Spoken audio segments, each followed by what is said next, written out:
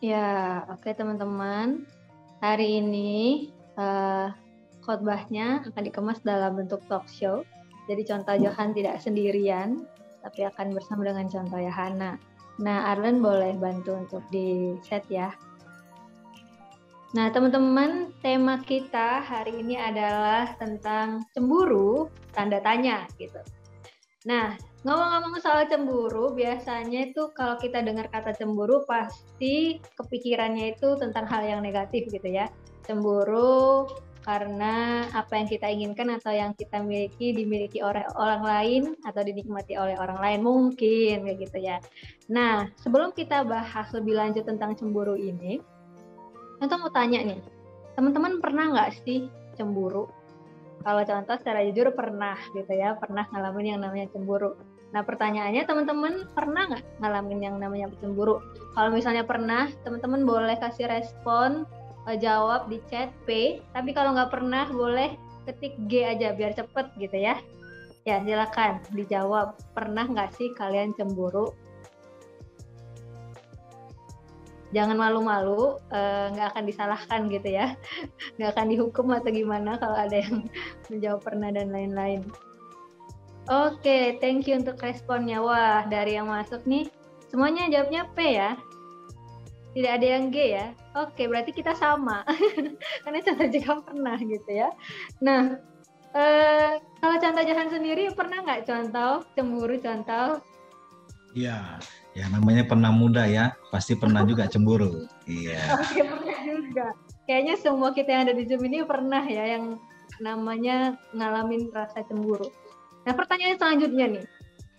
Yang pernah kamu alamin, cemburunya sama siapa sih? Nggak usah sebut namanya, jadi sebutkan kelompoknya aja. Dengan teman, dengan orang tua, atau dengan pacar, dengan siapa? Atau dengan guru, atau dengan orang tua, atau dengan siapa? Boleh kasih respon lagi teman-teman. Cemburunya sama siapa sih yang pernah kamu alamin? Nggak usah sebut namanya siapa ya. Oke, sudah ada yang jawab ya. Oh, sama doi, widih. Ya, oke. Sama kawan, sama temen. Wih, ada yang rahasia ya, ada deh. Wih, sama dia tapi tanda kutip. Kayaknya dia ini maksudnya doi juga kali ya. Itu jawabnya apa? Sama kayak kok Kevin. Kevin jawabnya apa? Oh, doi sama sahabat. Oke. Ya, memang ya kita pasti bisa cemburu sama orang-orang yang ada di sekitar kita, entah itu doi, entah itu sahabat, entah itu teman, atau ya siapapun yang pasti sama seseorang gitu ya biasanya yang ada secara nyata di sekitar kita. Nah, waktu kalian cemburu sama mereka yang tadi kalian sebutkan, alasannya apa tuh cemburunya? Boleh diceritakan sepintas aja. Alasan kamu cemburu waktu itu apa?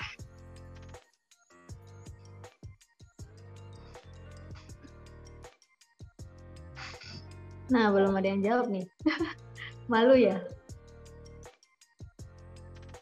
Oke, mungkin ada juga, ini baru dugaan ya. Oh, udah ada yang jawab tuh. Oh, karena temennya lebih pinter dari aku. Ya, ada karena merasa bukan jadi yang spesial lagi. Ya. Aku merasa tidak spesial lagi. Jadi merasa cemburu dengan orang lain yang lebih spesial jadinya gitu ya. Oke, ada jawaban lain. Karena, bentar aku baca. Dia deket sama yang lain. Wah, ini kayaknya doinya ya. Doi kita malah deket sama yang lain, jadi bisa cemburu. Oke, thank you teman-teman untuk respon-responnya. Ya, itulah fakta dan kenyataan yang kita alamin gitu ya teman-teman. Dan contoh juga pernah ngalamin itu. Jadi kita sama, cuman masanya beda. Dan contoh Johan juga tadi bilang juga pernah kayak gitu. Nah, hari ini kita mau tahu lebih lanjut apa sih yang Tuhan katakan atau firman Tuhan katakan tentang cemburu ini dan gimana harusnya kita menyikapi rasa cemburu ini gitu. Nah, untuk pertanyaan pertama nih, contoh Johan, kita mau tahu ya.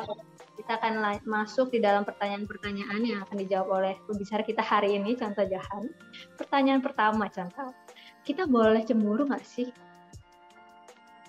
Oke. Cemburu. Nah, sepertinya sorry. Nah, sepertinya karena kita manusia gitu ya, karena kita manusia ya pasti ngomong boleh atau enggak, namanya manusia kayak kalian semua tadi jawab pernah cemburu ya. Jadi ya mau tidak mau jawabannya ya pasti boleh cemburu karena kita sudah alami dan bahkan kita jadi pelakunya gitu ya. Gitu John. Oke, ya boleh cemburu ya. Tapi sebenarnya cemburu itu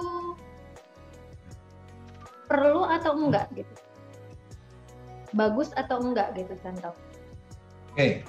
Nah, mungkin sebelum contoh jawab, contoh mau tahu lagi nih. Mohon izin contoh Hana mau lihat respon dari teman-teman remaja gitu ya.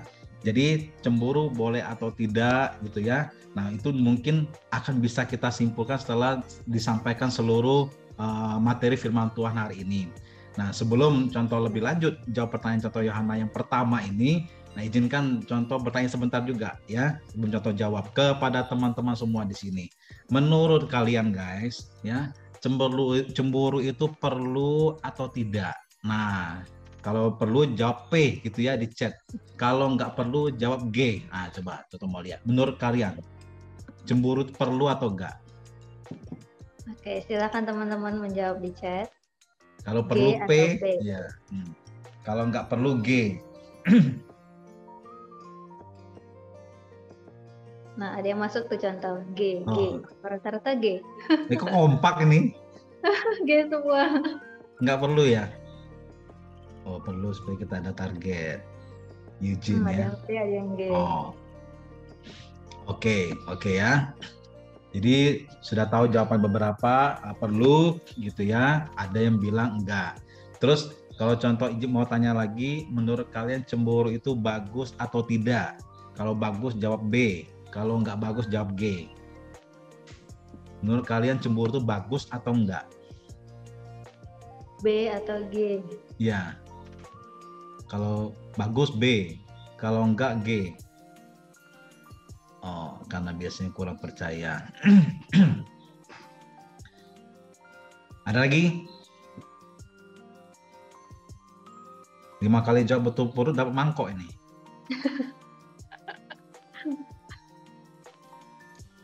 Oke, ya.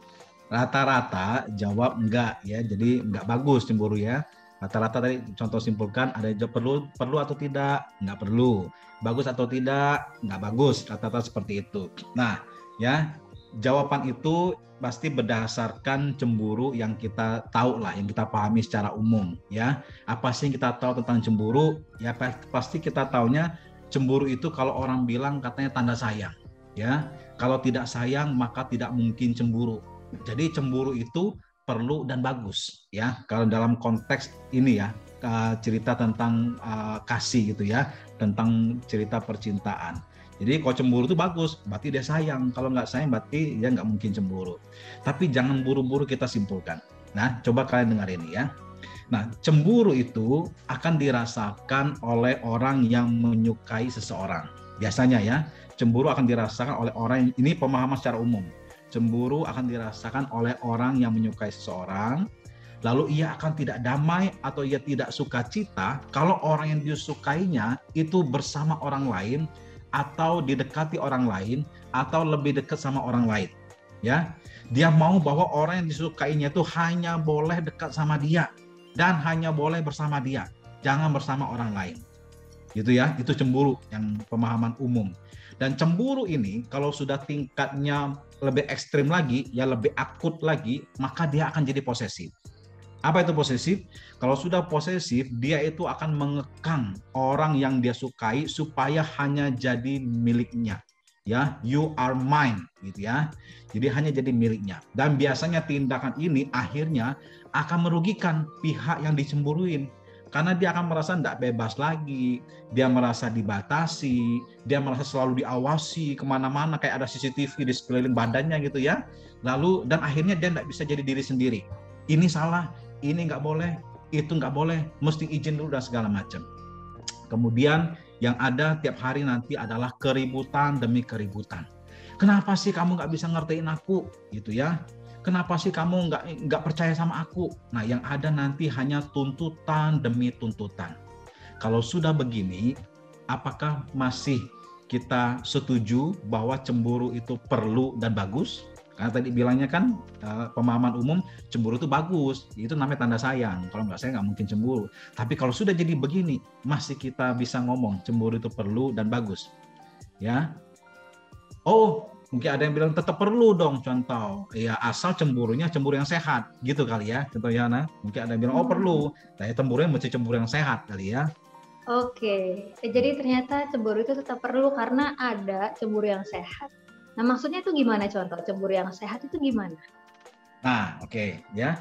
Persoalannya ya, kalau contoh mau tanya lagi, kita pikir lagi, persoalannya apakah ada cemburu yang sehat? Ya. Kalau misalnya ada cemburu yang sehat, berarti ada cemburu yang sakit dong. Ya, kebalikannya. Kalau kalian bilang ada cemburu yang sehat, berarti ada cemburu yang sakit. Nah, pertanyaannya lagi, apa ukuran dari cemburu yang sehat dan cemburu yang sakit, gitu ya?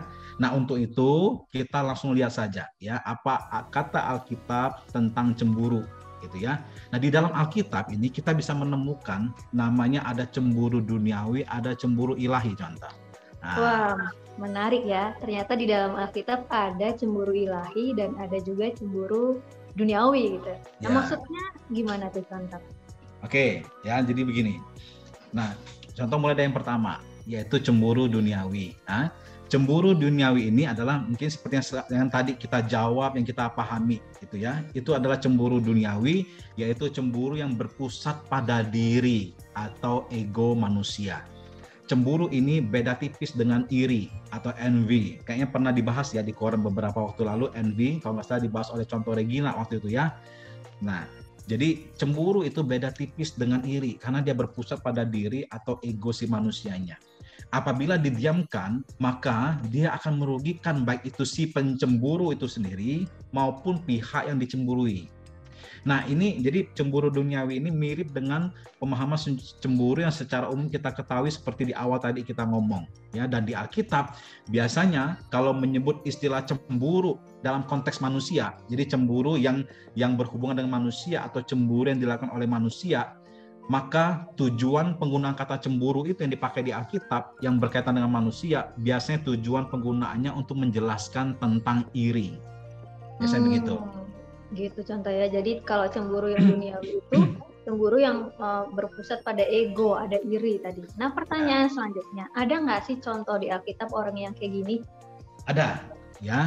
Jadi cemburu duniawi ini ada di Alkitab, ada dikasih tahu. Salah satu yang contoh mau angkat yaitu cemburunya Saul.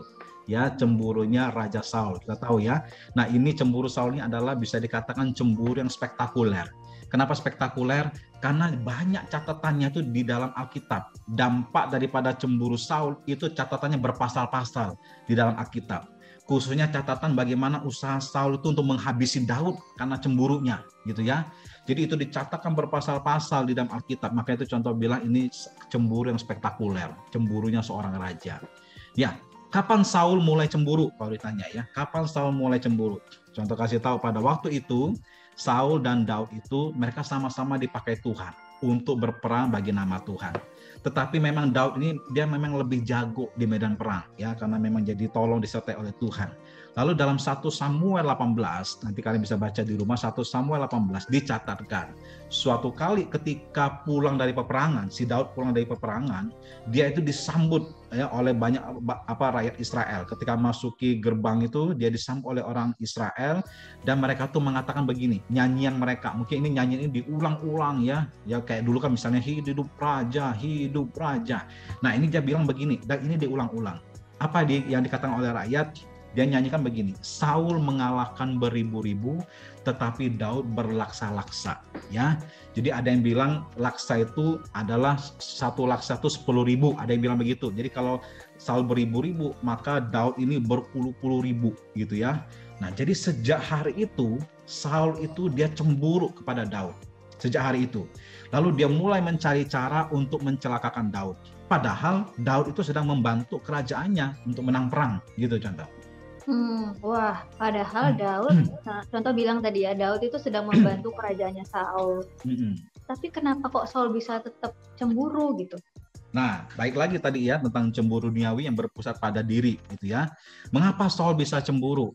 Karena dia melihat Daud ini mengambil perhatian, hormat dan kasih rakyat daripada dirinya.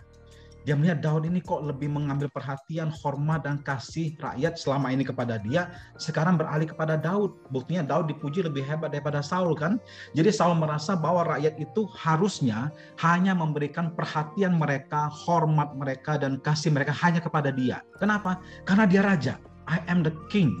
Dia yang berhak atas semua itu. Tapi sekarang itu beralih kepada Daud.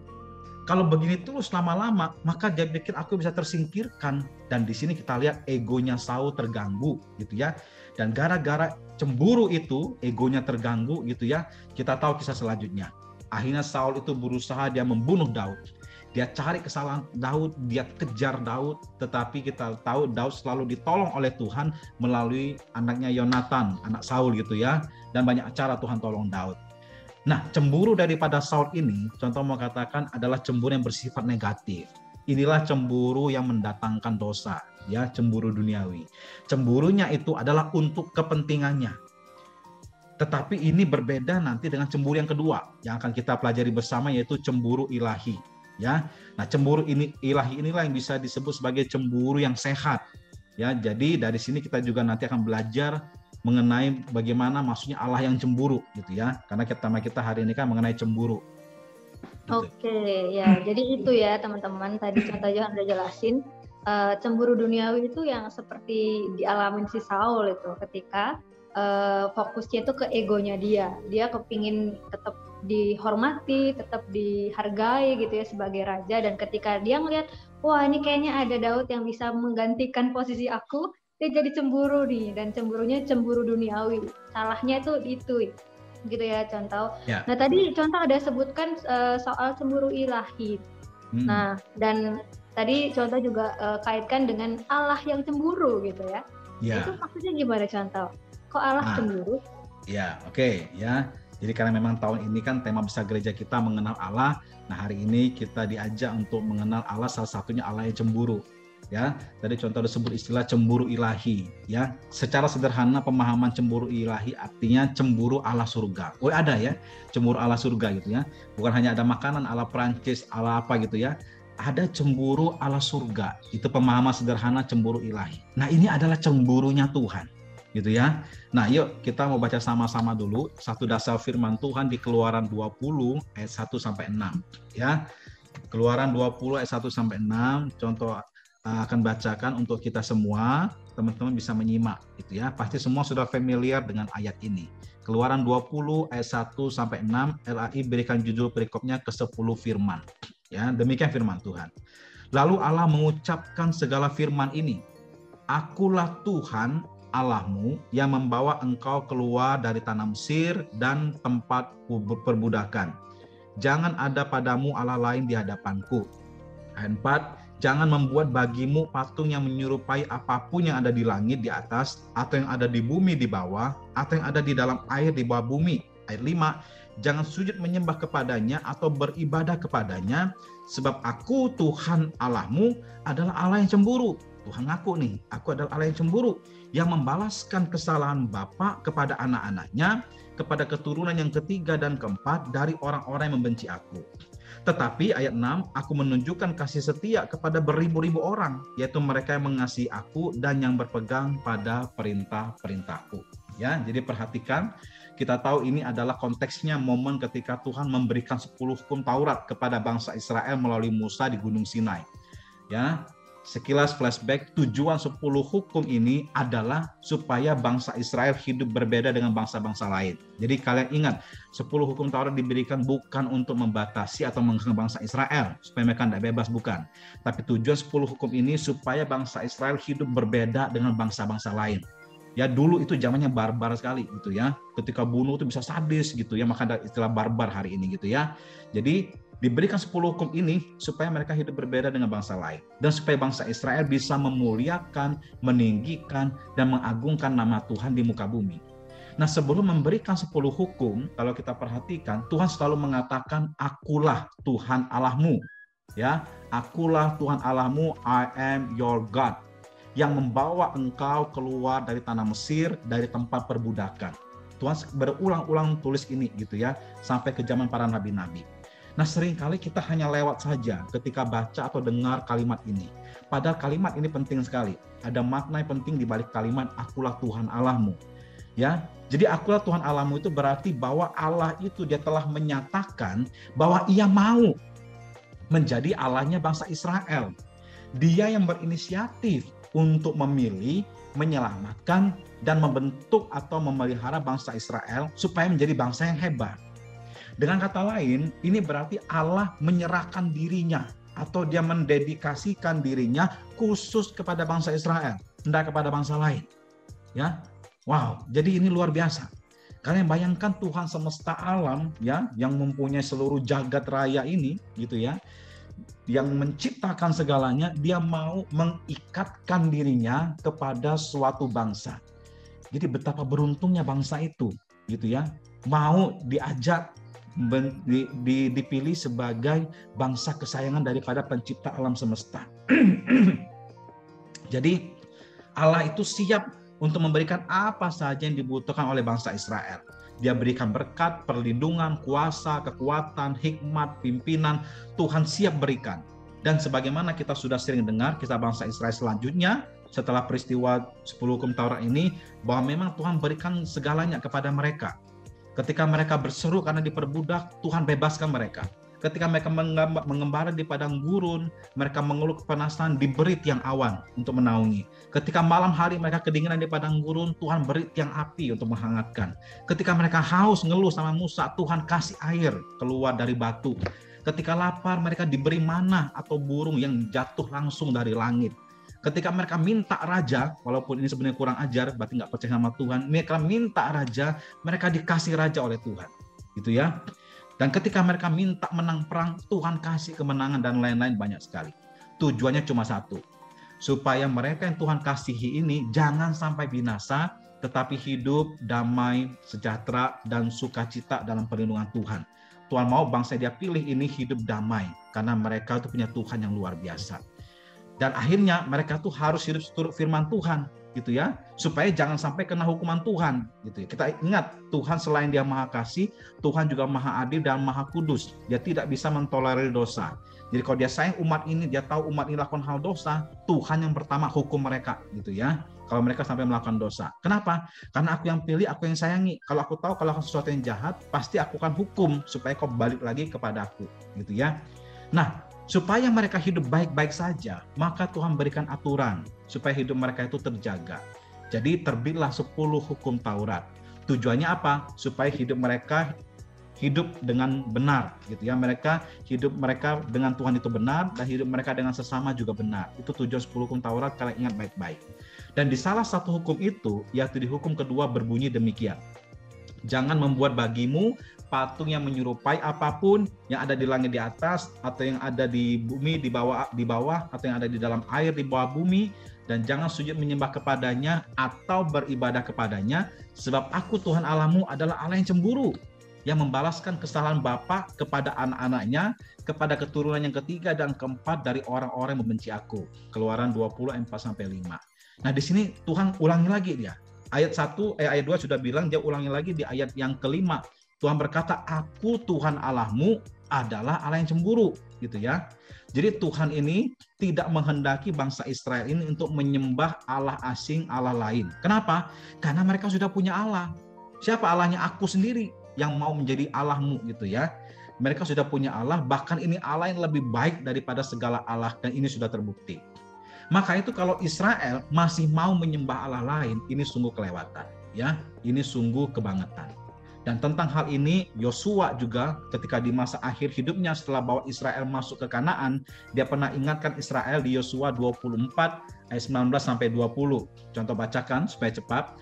Yosua berkata begini ya, tetapi Yosua berkata kepada bangsa itu, tidaklah kamu sanggup beribadah kepada Tuhan, sebab dialah Allah yang kudus, dialah Allah yang cemburu, ia tidak akan mengampuni kesalahan dan dosamu.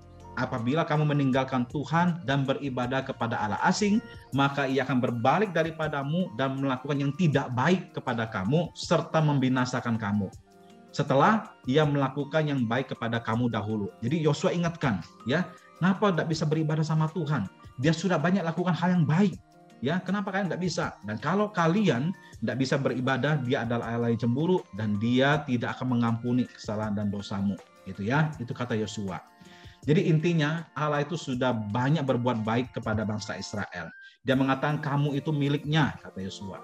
Maka hanya kepada Tuhanlah kamu beribadah. Jadi kalau kalian masih menyembah Allah asing, maka wajar saja kalau Allah itu menghukum kamu, gitu ya. Jadi kita harus tahu basisnya dulu, dasarnya. Nah, selain itu, karena Allah Maha tahu, gitu ya, Allah juga tahu apa yang akan terjadi di depan. Jadi Allah sudah pasti tahu juga apa yang bakal menimpa bangsa Israel kalau sampai mereka itu menyembah dewa atau Allah lain. Itu Allah sudah tahu nasib mereka bagaimana, karena Dia Maha tahu. Jadi yang mereka itu kalau menyembah Allah lain, mereka hanya akan menderita. Kalaupun mereka bisa senang, itu pun senangnya juga sementara. Lalu mereka juga pasti gampang sekali dikalahkan oleh bangsa lain. Oleh sebab itu Allah tidak mau, ya, Allah tidak mau, perhatikan, Dia tidak mau bangsa Israel mengalami penderitaan dan kesusahan lagi. Kalau sampai bangsa Israel menyembah dewa atau Allah lain, maka mereka pasti akan jauh daripada Tuhan. Dan kalau mereka jauh daripada Tuhan, sudah pasti hidup mereka akan hancur. Jauh dari berkat, perlindungan, dan lain-lain. Kemudian, karena Allah sudah mengikatkan dirinya kepada bangsa Israel, maka bangsa Israel juga terikat kepada Tuhan. Harus terikat kepada Tuhan, karena Allah sudah mengikatkan diri terlebih dahulu, bangsa Israel pun harus mengikatkan diri kepada Tuhan. Nah, atas dasar inilah Allah itu gunakan kata cemburu, gitu ya. Jadi perhatikan, gagal semua ini, maka Tuhan gunakan kata cemburu, ini bahasa manusia, supaya bangsa Israel tidak berani untuk menyembah Allah lain. Apalagi Tuhan tambahkan dengan konsekuensi hukuman. Kalau sampai membuat Allah cemburu, Tuhan tambahkan Tuhan akan menghukum. Tapi sekali lagi, cemburunya Tuhan itu bukan karena Tuhan takut disaingi. No, ya, Tuhan tidak kekurangan apapun, tidak ada yang bisa menyaingi Dia. Dia adalah Dia, gitu ya, kan Dia pernah berkata, aku adalah aku, tidak ada yang lebih hebat daripada aku tidak butuh pujian, gitu ya. Jadi Tuhan tidak perlu, Dia nggak takut disaingi. Tapi sekali lagi cemburu Tuhan, ya, bukan karena disaingi oleh Allah atau dewa lain, bukan. Tapi cemburu Tuhan itu supaya bangsa Israel jangan sampai nyeleweng nyembah Allah lain. Dan itu tujuannya, ujung-ujungnya supaya bangsa Israel hidup baik, supaya mereka diberkati dan bisa memuliakan Tuhan dengan hidup bersyukur dan hidup benar, gitu ya. Nah, inilah yang disebut dengan cemburu ilahi, atau dalam bahasa Inggrisnya godly jealousy, yaitu cemburu yang digerakkan oleh kasih, bukan karena keegoisan, ya. Jadi cemburu ini digerakkan oleh karena kasih orangnya. Dia karena kasih dia cemburu, bukan karena dia egois dia cemburu. No, inilah bedanya cemburu ilahi. Jadi cemburu untuk membawa kebaikan, bukan membawa kesalahan, tuduhan, ataupun kesusahan. Jadi kalau kau sayang sama seseorang, maka pasti kau tidak mau hidupnya hancur. Dan kau tahu bahwa hanya dengan bersamamu hidupnya akan baik-baik saja. Jadi kalau kau lihat dia mulai menjauh darimu dan mengalihkan perhatiannya pada orang lain yang kau tahu orang itu sebenarnya tidak baik, maka kau harus cemburu, gitu ya. Ingatkan dia baik-baik kalau yang sedang dia lakukan ini adalah salah. Dengan menjauh darimu itu salah. Ingatkan dia supaya dia segera berbalik lagi kepadamu, gitu ya. Tetapi kalau setelah diingatkan berkali-kali, sudah diberitahu dia masih tidak mau, ya sudah, kau jangan memaksa. Karena cemburu ini digerakkan oleh kasih. Kau jangan memaksa, tapi menunggu, ya. Hanya menunggu sampai dia sadar lagi. Gitu. Oke, thank you contoh Johan. Jadi ini ya, tadi teman-teman jelas sekali contoh Johan bilang kalau cemburu ilahi itu digerakkan oleh kasih, gitu ya, bukan digerakkan oleh keegoisan. Nah, coba sekarang kita merenung, selama ini aku cemburu sama orang tuh digerakkan oleh apa? Digerakkan oleh kasih atau keegoisan? Tadi contoh Johan ada sempat singgung ya, kalau misalnya teman yang misalnya teman kita yang tadinya dekat sama kita, ternyata dia sekarang dekat sama orang lain. Kalau misalnya dia dekat sama orang lain dan itu membuat dia jadi terjerumus dalam dosa, harusnya kita cemburu, itu nggak apa-apa, gitu ya contoh Johan ya. Ya, betul. Tapi kalau misalnya setelah dia dekat dengan orang lain, dia bisa jadi orang yang lebih baik, bisa mengembangkan diri lebih baik, bisa berprestasi lebih lagi, harusnya nggak apa-apa ya, nggak boleh kita cemburu soal itu, gitu ya Canta ya. Ya. Okay. Bukan fokus pada diri. Jadi kalau itu buat dia lebih baik, lebih dekat sama Tuhan, it's okay. Ya, karena kita mengasihi dia, jadi lebih baik, ya puji Tuhan. Oke. Jadi ini ya teman-teman, perlu diingat, digarisbawahi gitu sama teman-teman semua dan contoh juga kita semua. Coba mulai sekarang, ketika kalian mulai muncul tuh rasa cemburu terhadap seseorang, terhadap siapapun itu, periksa deh hatimu. Kamu tuh cemburu ke dia, cemburu dengan dia karena keegoisanku atau karena ada kasih terhadap orang itu gitu ya. Nah, tadi kan kita juga sudah dengar bahwa Allah itu cemburu. Nah, sekarang sebagai orang-orang percaya, gimana sih seharusnya respon kita terhadap Allah yang cemburu itu, Cuantau? Oke, ya. Respon kita terhadap Allah yang cemburu bagaimana? Jawabannya simpel, ya. Respon kita terhadap Allah yang cemburu adalah jangan buat Tuhan cemburu. Itu aja, pendek jawabannya ya. Jadi bagaimana respon kita terhadap Allah yang cemburu? Ya jangan buat Allah cemburu, udah beres itu. Oke. Ya jawabannya singkat sih, satu kalimat aja ya. Jangan buat Allah menjadi cemburu. Tapi gimana caranya tuh supaya kita nggak membuat Allah cemburu? Maksudnya gimana tuh contoh? Ya. Sebenarnya kalau kita baca dari Keluaran tadi kita sudah tahu lah ya. Kalian ikuti 10 hukum Taurat baik-baik gitu ya. Tapi kita tahu kan di zaman Tuhan Yesus 10 hukum Taurat ternyata intinya adalah kita harus mengasihi Tuhan dengan segenap hati, segenap jiwa, segenap akal budi dan mengasihi sama seperti diri sendiri gitu ya. Lakukan ini maka pasti kita tidak akan membuat Tuhan itu cemburu gitu ya. Nah, tapi supaya kita tidak buat Tuhan cemburu ya, hari ini contoh membagikan 2 hal kepada kita. Karena memang konteks kita mau mengenal Allah dan hari ini kita tahu Allah itu Allah yang cemburu, bagaimana respon kita? Perhatikan, ingat baik-baik nomor 1 bahwa Tuhan itu sudah lebih dulu menyerahkan dirinya kepada kita. Oke? Akulah Tuhan Allahmu. I am your God. Kalian ingat ini baik-baik. Tuhan sudah lebih dulu menyerahkan dirinya kepada kita, maka kita pun seharusnya menyerahkan hidup kita kepadanya. Tidak kepada Allah lain atau kepada ilah lain atau apapun, tidak. Hanya kepada Tuhan kita menyerahkan hidup kita. Kenapa? Karena dia lebih dulu mau jadi Tuhan kita, maka kau harus jadi umat Tuhan baik-baik. Ya, di dalam perjanjian lama kita bisa lihat Tuhan yang inisiatif untuk menjadi Allah bangsa Israel. Tuhan yang memilih, menyelamatkan dan membentuk. Hal ini terbukti dengan istilah akulah Tuhan Allahmu. Itu perjanjian lama. Lalu di perjanjian baru kita bisa lihat Bapa menyerahkan anaknya yang tunggal, yaitu Yesus Kristus, supaya kita ini bisa menjadi miliknya. Dengan dia menyerahkan anaknya, dia berkorban lagi gitu ya. Yesus rela menderita supaya kita jangan sampai menyembah iblis dan akhirnya kita binasa. Nah, Yesus bahkan mengikatkan dirinya kepada gereja gitu ya. Yesus pakai istilah analogi ikatan suami istri ya, saking dia mau dekatnya sama kita umatnya ya. Kita ini disebut gereja di perjanjian baru. Jadi Yesus tuh mau ikatkan dirinya dengan sangat lengket sampai dia gunakan analogi suami istri ya. Lalu dia gunakan analogi mempelai. Yesus adalah mempelai prianya, Yesus groomnya, lalu mempelai wanitanya gereja, bride ya. Gereja adalah the bride of Christ gitu ya. Lalu Yesus gunakan lagi kata tubuh, analogi tubuh. Yesus adalah kepala dan gereja adalah tubuhnya. Kepala dan tubuh nggak boleh lepas. Kalau sampai lepas, kepala hilang, itu sudah pasti mati gitu ya. Jadi Yesus sampai mau begitu ikatkan dirinya kepada kita. Yesus mau kita terus tinggal di dalam Dia, bukan di luar Dia. Karena hanya di dalam Yesus ada damai sejahtera. Di luar Kristus hanya akan ada hukuman. Jadi ingat, Tuhan itu luar biasa inisiatif mau dekat sama kita, baik itu dari perjanjian lama sampai perjanjian baru zaman Yesus itu luar biasa. Jadi respon pertama kita terhadap Allah yang cemburu adalah menyerahkan sepenuh hidup kita kepadanya, menyembah hanya Dia, melayani hanya Dia, dan memuliakan Dia. Nomor 1, ya itu nomor 1. Hanya kepada Tuhan, ya supaya kalian nggak buat Tuhan cemburu. Nggak boleh lagi meleng-meleng gitu ya ke Allah-Allah yang lain. Yang nomor 2. Ya, respon kita harus memiliki cemburu ilahi juga. Ya, cemburu ilahi kepada siapa? Kepada orang yang belum percaya Tuhan atau yang sudah percaya Tuhan. Ya, Lose mau kasih tahu hal ini, contoh kasih tahu hal ini sudah dilakukan oleh Rasul Paulus. Itu tercatat di 2 Korintus 11 ayat 2. Nanti kalian bisa baca. 2 Korintus 11 ayat 2, contoh bacakan satu ayat ini. Demikian. Sebab kata Paulus, aku cemburu kepada kamu dengan cemburu ilahi. Ya, bukan cemburu duniawi. Paulus berkata, aku cemburu kepada kamu dengan cemburu ilahi, karena aku telah mempertunangkan kamu kepada satu laki-laki. Ini bahasa analogi. Kepada satu laki-laki untuk membawa kamu sebagai perawan suci kepada Kristus. Ya, jadi ini bahasa analogi Paulus untuk menginjili. aku sudah berusaha kenalkan kamu sama satu laki-laki, yaitu mempelai pria, gitu ya, supaya kamu ini gerejanya menjadi perawan suci, mempelai wanita kepada Kristus si mempelai pria, gitu ya.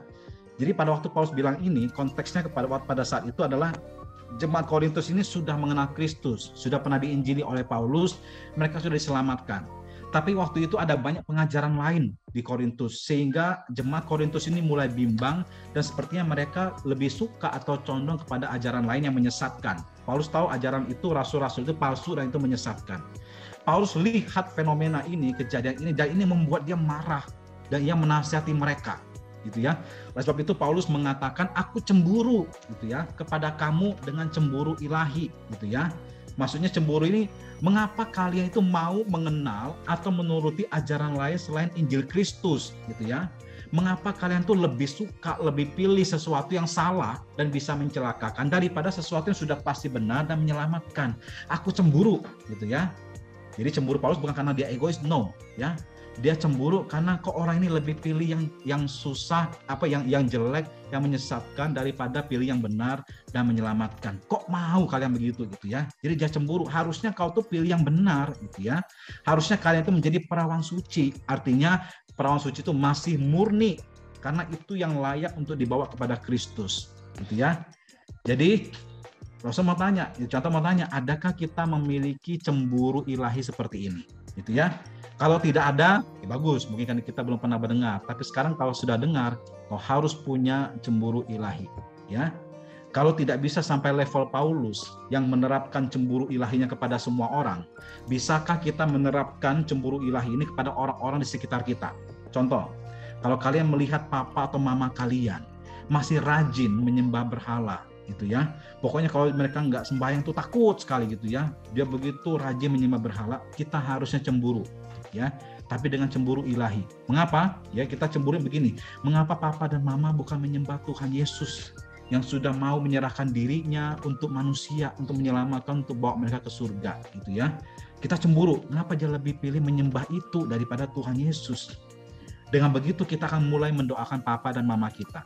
Lalu itu akan membuat kita berani untuk bersaksi, entah itu dengan perkataan atau dengan tindakan yang menunjukkan betapa baiknya seorang anak Tuhan Yesus, sehingga ketika papa mama lihat, hebat sekali kamu jadi anak Tuhan Yesus begini, akhirnya mereka mau percaya kepada Yesus. Itu contoh kita bersaksi. Atau misalnya ketika kita melihat pacar kita, bagi yang sudah pacaran mungkinnya atau in relationship, gitu ya, ketika melihat pacar kita atau orang yang kita sukai belum mengenal Tuhan dan masih mengikuti ritual ajaran lain, kita harus cemburu dan kita harus segera bertindak supaya dia itu jangan sampai menyembah Allah lain, karena itu hanya akan membinasakan. Tapi ayo, biarlah kasih mereka kepada Allah lain itu dialihkan kepada kasih Tuhan Yesus, ya. Hanya Tuhan Yesus yang layak mendapat kasih kita yang murni dan tulus, karena Tuhan Yesus sudah mengikatkan dirinya kepada kita, gitu ya. Jadi kalau temu pasangan yang belum percaya Tuhan, kita harus cemburu supaya dia kenal Tuhan. Jangan justru bertanya, contoh boleh nggak pacaran beda agama? Jangan, gitu ya. Justru kalian memaklumi dia itu beda agama, yang penting aku jalan dulu, contoh biarlah dia dengan agamanya, aku dengan agamaku. No, harus kalian cemburu ilahi kepada orang yang kalian kasihi. Jangan sampai dia tuh menyembah Allah yang hanya akan membinasakan, tapi ajak dia mengenal Yesus. Sudah dia kenal Yesus, baru kita ngomong tentang pacaran, ya. Jangan lagi ada ngomong pertanyaan, boleh tidak pacaran beda agama, ya. Injili dia dulu, jadikan dia orang Kristen, ya. Harus punya cemburu ilahi, baru kalian bisa berelasi dengan baik, ya. Terang tidak bisa bersatu dengan gelap, terang harus bertemu dengan terang. Jadi cemburu ilahi ini bukan untuk kita, tapi demi kebaikan orang yang kita kasihi. Begitu contoh. Oke, jadi tadi ada dua ya contoh ya. Yang pertama, kita harus menyerahkan diri sepenuhnya kepada Tuhan supaya Tuhan gak cemburu kan. Yang pertama tadi kita harus menyerahkan diri kita sepenuhnya kepada Tuhan, sepenuh hati, sepenuh jiwa raga gitu, memberikan hidup untuk Tuhan, melayani Tuhan sebaik-baiknya dengan seluruh keberadaan kita. Dan tadi yang kedua, kita perlu punya cemburu ilahi. Nah ini nih yang mungkin jarang kita dengar gitu ya, kita punya cemburu ilahi terhadap orang yang kita kasihi gitu. Oke, contoh.